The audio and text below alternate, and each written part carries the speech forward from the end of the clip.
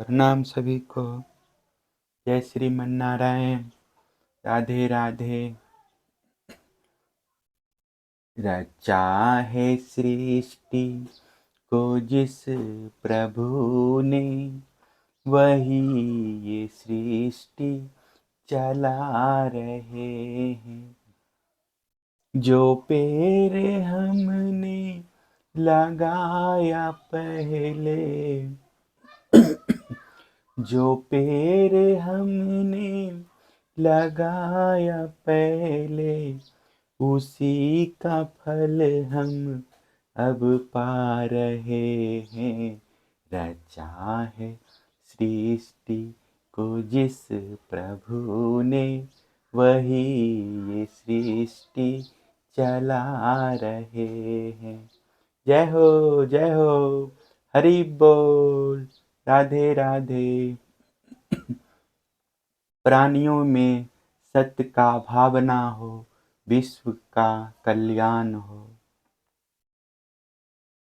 ऐसी बानी बोलिए मन का आपा खोय, औरों को शीतल करे आपहु शीतल होय। कथा कहते हैं, श्री कृष्ण बलराम का मथुरा गमन। श्री सुखदेव जी कहते हैं, भगवान श्री कृष्ण और बलराम जी ने अक्रूर जी का भली भांति सम्मान किया। वे आराम से पलंग पर बैठ गए। उन्होंने मार्ग में जो जो अभिलाषाएं की थी, वे सब पूरी हो गई।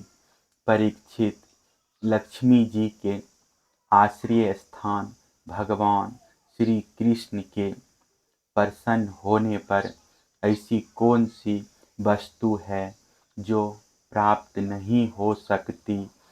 फिर भी भगवान के परम प्रेमी भक्तजन किसी भी वस्तु की कामना नहीं करते। देवकी नंदन भगवान श्री कृष्ण ने सायंकाल का भोजन करके बाद अक्रूर जी के पास जाकर अपने स्वजन संबंधियों के साथ कंस के व्यवहार और उसके अगले कार्यक्रम के संबंध में पूछा।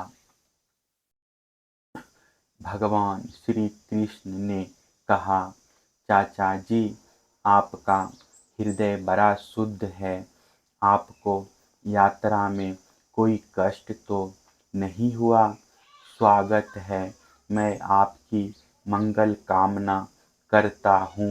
मथुरा के हमारे आत्मीय सुहृद, कुटुंबी तथा अन्य संबंधी सब सकुशल और स्वस्थ हैं न।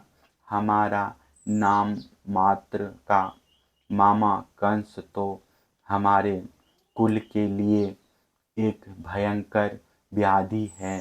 जब तक उसकी बढ़ती हो रही है, तब तक हम अपने वंश वालों और उनके बाल बच्चों का कुशल मंगल क्या पूछें।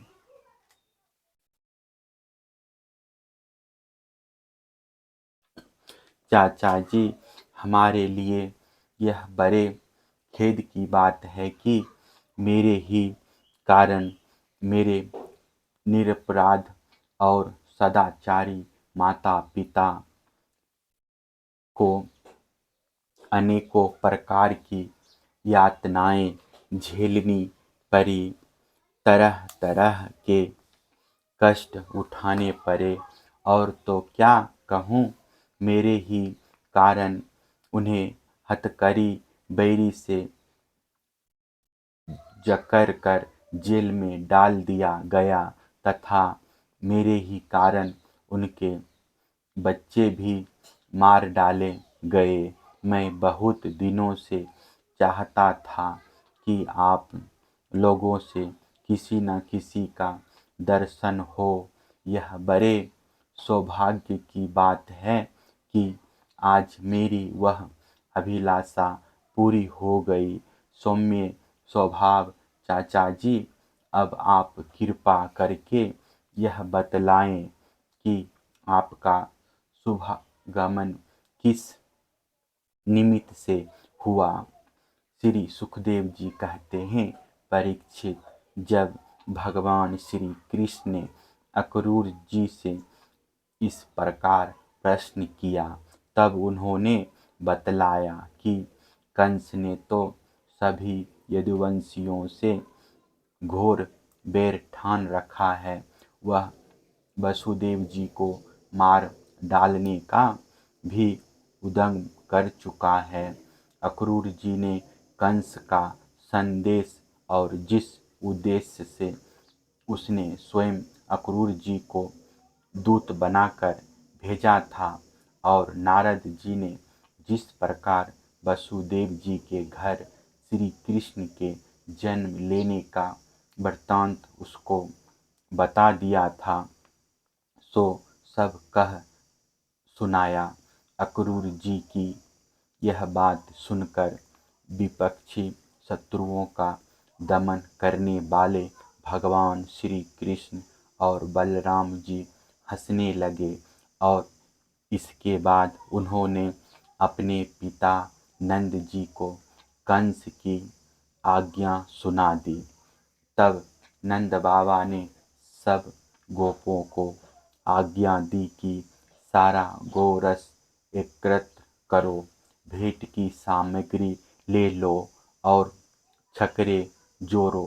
कल कल प्राप्त काल ही हम सब मथुरा की यात्रा करेंगे और वहाँ चलकर राजा कंस को गौर से देंगे। वहाँ एक बहुत बड़ा उत्सव हो रहा है। उसे देखने के लिए देश की सारी प्रजा इकट्ठी हो रही है। हम लोग भी उसे देखेंगे। नंद बाबा ने गांव के कोतवाले के द्वारा यह घोषणा सारे ब्रज में करवा दी। परीक्षित, जब गोपियों ने सुना कि हमारे मनमोहन श्याम सुंदर और गौर सुंदर बलराम जी को मथुरा ले जाने के लिए अक्रूर जी ब्रज में आए हैं, तब उनके हृदय में बड़ी व्यथा हुई। वे व्याकुल हो गई। भगवान श्री कृष्ण के मथुरा जाने की बात सुनते ही बहुतों के हृदय में ऐसी जलन हुई कि गर्म सांस चलने लगी, मुख कमल कुम्हला गया और बहुतों की ऐसी दशा हुई, वे इस प्रकार अचेत हो गई कि उन्हें खिसकी हुई ओढ़नी, गिरते हुए कंगन और ढीले हुए जूड़ों तक का पता न रहा। भगवान के स्वरूप का ध्यान आते ही बहुत सी गोपियों की चित्तवृत्तियां सर्वथा निवृत्त हो गई, मानो वे समाधि स्थल आत्मा में स्थित हो गई हो और उन्हें अपने शरीर और संसार का कुछ ध्यान ही ना रहा। बहुत सी गोपियों के सामने भगवान श्री कृष्ण का प्रेम उनकी मंद मंद मुस्कान और हृदय को स्पर्श करने वाली विचित्र पदों से युक्त मधुर वाणी नाचने लगी। वे उसमें तल्लीन हो गई, मोहित हो गई।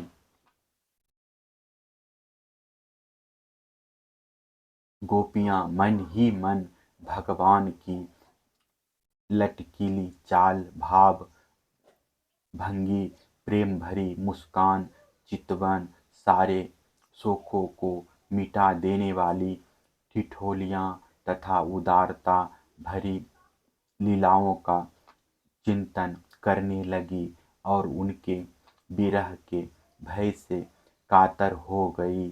उनका हृदय उनका जीवन सब कुछ भगवान के प्रति समर्पित था। उनकी आँखों से आंसू बह रहे थे। वे झुंड की झुंड इकट्ठी होकर इस प्रकार कहने लगी।